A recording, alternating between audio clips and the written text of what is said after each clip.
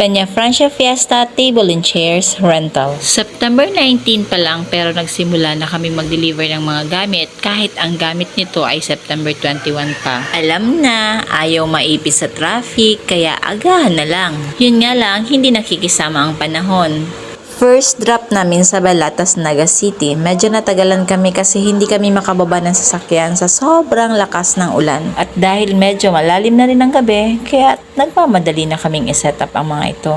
After Balatas, balik sa bahay. Karga ulit ng mga gamit. Next drop, Tinago, Naga City. Drop lang, walang setup kasi nga, gabi na. Next destination, Concepcion Grande. Kaso hindi namin nakuha yung bahay kaya uwi na. Natapos kami ng 12 midnight kagabi.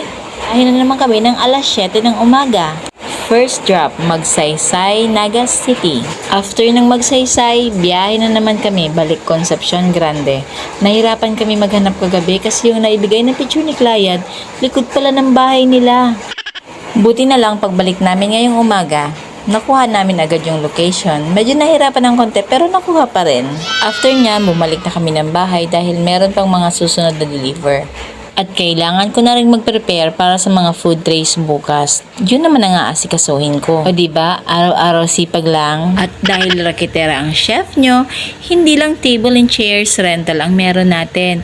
Meron din po tayong catering services, food trays, food bags, clown and magicians, food carts, venue decoration, and more. That's all for today. Thank you for watching. Bye-bye!